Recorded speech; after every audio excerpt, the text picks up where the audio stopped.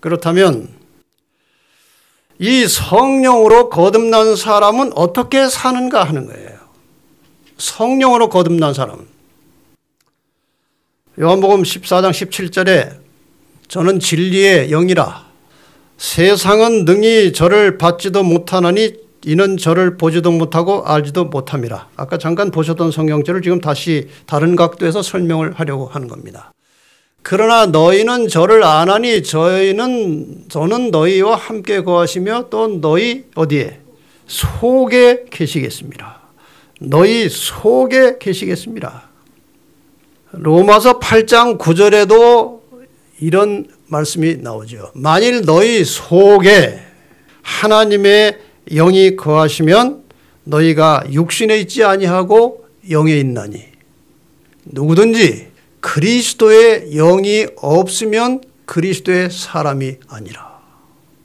여러분, 저나 여러분이나 이 말씀을 진지하게 깊이 생각하셔야 됩니다. 그리스도의 영이 없으면 그리스도의 사람이 아니라. 우리 속에, 내 속에 그리스도의 영이 계십니까? 만약에 없다면 그리스도의 사람이 아니라고 하셨어요. 성령으로 거듭난 사람은 성령이 그 마음 속에 거하십니다. 그의 모든 생각과 언행을 그 속에 거하시는 성령께서 인도하시도록 자신의 모든 의지를 완전히 전적으로 맡겨버리는 것이 영이 있는 사람이에요. 그게 영이 있다는 증거입니다. 그래서 성령으로 거듭난 사람의 마음과 몸을 성령의 전이라고, 성전이라고 말씀하신 것이에요. 이 속에 누가 계시기 때문에, 성령이 계시기 때문에 성전이라고 말씀하신 거예요. 여기 이스라엘 백성들이 광야를 지날 때 만들어 놓은 성소, 성소나 성전이나 같은 것입니다. 성소는 그냥 천막으로 지었다는 것이고 성전은 돌로 지은 것입니다. 구조나 내용은 같은 것이고, 이 성소의 핵심적인 메시지가 무엇인가 하면은 하나님께서 이 속에 계신다는 거예요. 지성소 안에 하나님이 계십니다. 그래서 성소예요.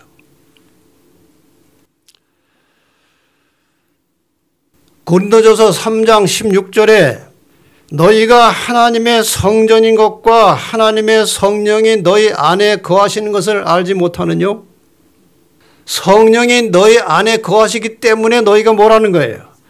성전이라는 거예요. 그래서 다시 고린도전서 6장 19절과 20절에 너희 몸은 너희가 하나님께로부터 받은 바 너희 가운데 계신 성령의 전인 줄을 알지 못하느냐. 너희는 너희 것이 아니라 값으로 산 것이 되었으니 그런즉 너희 몸으로, 이 속에는 마음까지 다 포함된 것입니다. 너희의 몸과 마음으로 하나님께 영광을 돌리라. 이것이 성령께서 내 속에 계신다는 가장 확실한 증거라는 것입니다. 계속해서 이 말씀을 또 보십시다. 로마서 8장 13절 14절입니다. 너희가 육신대로 살면 반드시 죽을 것이로되 영으로서 몸의 행실을 죽이면 살리니 무릇 하나님의 영으로 인도함을 받는 그들은 곧 하나님의 아들이라. 하나님의 자녀라. 하나님의 자녀의 특성이 무엇입니까? 이 속에 성령이 거하셔야 돼요. 그리고 이 속에 거하시는 성령께서 우리의 모든 것을 주관하시고 인도하셔야 됩니다. 그 인도하심에 나의 모든 의지와 내 인생 전체를 완전히 내어 맡기는 것이 그 속에 성령이 있는 것이고 하나님의 자녀라는 증거가 된다는 것입니다. 여기 성령의 역사로 살아가야 하는 그리스도인에 대해서 이것이 어떤 의미인지 매우 명확하게 설명해 놓은 기절이 하나 있습니다. 우리의 경험 어느 지점에서도 우리의 첫 출발을 가능하게 했던 그 도우심이 없이 지낼 수 없다. 여러분, 여기 간단한 말씀 속에 굉장히 중요한 메시지가 들어있어요. 이 말씀을 제가 그림으로 도표로 한번 다시 바꿔보겠습니다. 자, 우리가 다 태어날 때 죄 중에 태어납니다. 그리고 도중에 그리스도를 영접하여 성령으로 다시 태어났습니다. 맞습니까? 성령으로 태어났어요. 다시 말하면은 새로운 출발을 한 것입니다. 새로운 출발이 이루어졌습니다. 성령으로 거듭나서. 그 이후에 우리의 경험 어느 지점에서도 그 첫 출발을 가능하게 했던 그 도우심이 없이는 지낼 수 없다 그랬어요. 우리의 첫 출발을 시작해 주신 분이 누구신가요? 성령이십니다. 첫 출발을 가능하게 했던 그 도우심, 성령의 역사가 그 이후로 순간순간 우리를 지배할 때만 살 수 있다는 거예요. 그 도우심이. 거듭난 이후에 모든 삶의 순간순간마다 이 첫 출발을 시켜주셨던 그 성령의 도우심으로만 살 수 있다는 것이에요. 우리의 경험 어느 지점에서도 우리의 모든 삶의 순간순간마다 성령의 능력으로 살아야 된다는 것입니다. 그런데 오늘 우리는, 여러분과 저는 태어날 때는 성령으로 태어났는데 그 이후의 삶은 거의 육으로 사는 것입니다. 육으로 살아요. 혹시 성령의 역사가 있다 할지라도 아주 미약한, 아주 연약한 상태로 간신히 영적인 생명이 유지될 정도로만 역사가 하는 것입니다. 오늘 우리에게는 아주 강력한 성령의 역사가 필요함에도 불구하고 이렇게 아주 나약한, 그저 가느다란 한 줄기의 생명처럼 유지가 되고 있는 거예요. 여기 또 이런 말씀이 있습니다. 이른비 아래서 받은 축복들은 종말까지 우리에게 필요하다. 그러나 이것들만으로는 충분하지 않다. 우리는 이른비의 축복을 간직하는 한편 이삭을 내고 곡식으로 여물게 하기 위해서 늦은 비가 없이는 낫으로 추수할 채비가 이루어지지 않으며 뿌린 자의 수고가 헛될 것이라는 사실을 잊지 말아야 한다. 이 이른비의 성령의 역사를 통해서 하나님의 자녀가 된 이후에는 늦은 비 성령의 역사를 받기 위해서 끊임없이 성령의 역사가 지속돼야 한다는 거예요. 이 지속적인 성령의 역사를 경험하지 않은 사람은 늦은 비에 참여할 수 없다는 것입니다. 이번에 제가 이 기간을 마치면서 여러분들에게 함께 동참하고 함께 우리가 기도하며 애써야 될 매우 중요한 주제는 이 마지막 시대를 앞두고 늦은 비 성령을 위해서 어떻게 준비해야 될 것인가. 이것이 우리의 숙제예요. 여기에 이제 간추려서 이렇게 말씀하고 있습니다. 신령한 은혜가 시초에 필요하며, 이건 출발할 때 성령의 은혜로 출발한다는 것이죠. 신령한 은혜가 전진하는 매 발걸음마다 필요하며, 그러니까 거듭난 이후에도 매 순간순간마다 신령한 은혜, 성령의 역사가 필요하다는 것이죠. 신령한 은혜만이 사업을 완성시킬 것이다. 그러니까 이 성령의 역사, 신령한 은혜가 우리가 그리스도인이 되는 순간부터 마지막 순간까지 이것이 우리를 지배해야 된다는 것입니다. 이제 오늘 시간을 마치면서 이 책을 통해서 성령의 역사를 경험한 변화의 이야기들이 이 속에 많이 나옵니다. 그래서 이번 기간 중에 우리 모든 성도들은 이 책을 반드시 한 번 이상 읽으시기를 바랍니다. 그 다음에 이 책 속에 자주 언급되어 나오는 또 하나의 다른 책은 이 재림 준비를 위한 기도와 헌신의 40이라는 이 책입니다. 우리 교우님들은 이 책을 다 받으셨는데 사실 이 책을 제대로 활용하려면 가족 단위로 하든지 그룹으로 해서 연속적으로 40일 동안 기도하는 일을 해야 돼요. 그래야 효과가 나타나는 것입니다. 지금 이 책에는 이러한 성령의 필요성과 긴박성을 깨닫고 이 책을 가지고 끊임없이 계속 기도 생활을 하면서 나타난 경험들이 이 속에 많이 나와 있어요. 그래서 그런 일을 이제 한번 또 시도해 볼 이제 필요가 있는 것입니다.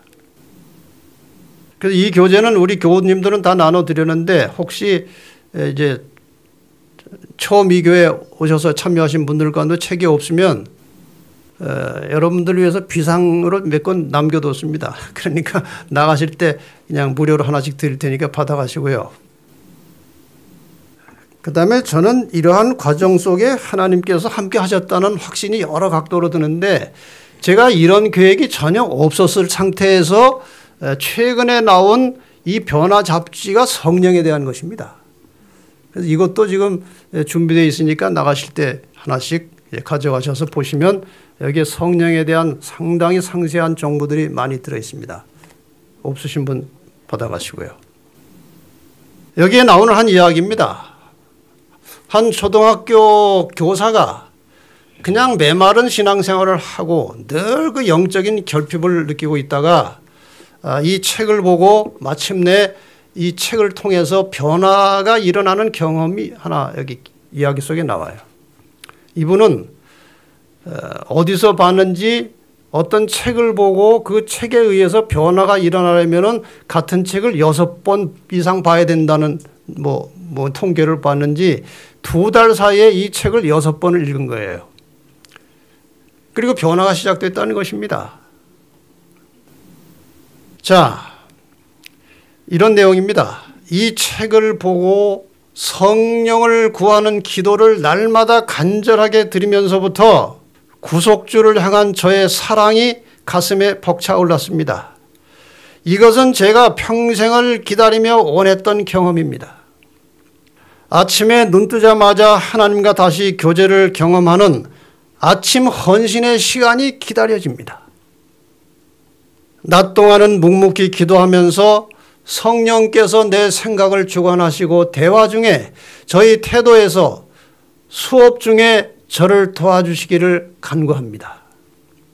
여러분, 아침에 이러한 간절한 기도가 없이는 낮 시간 동안에 이런 생각이 들질 않아요. 아침에 시작할 때 간절하게 성령의 필요에 대해서 기도하고 하루를 출발하면 하루 살아가는 동안에 어떤 일이 있을 때마다 성령께서 나와 함께 해주시기를 기도하는 생각이 나는 것입니다. 이게 굉장히 중요한 거예요. 무슨 일이 있을 때마다 생각이 자꾸 나야 돼요. 이 생각을 누가 주시느냐? 성령께서 주시는 거예요.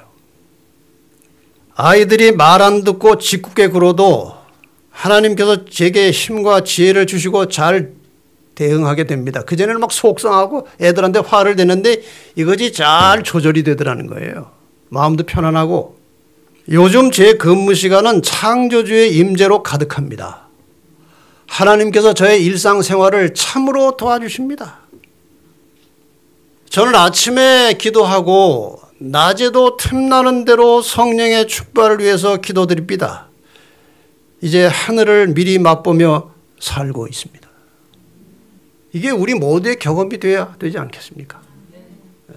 아침에 충분한 기도를 드리고 그리고 그 기도의 영향으로 하루 종일 사는 동안에 무슨 일이 있을 때마다 하나님을 의지하고 싶은 마음이 일어나고 성령을 구하고 싶은 생각이 들고 그래서 늘 기도함으로 순간순간 주어지는 것들을 다 하나님의 뜻에 의해서 성령의 능력으로 해결하다 보니까 마음이 아주 편안해지는 것입니다. 자신감이 있어지는 것입니다. 기쁨이 있는 것입니다. 마음의 평강이 오는 겁니다. 에베소 5장 18절에 오직 성령의 충만을 받으라.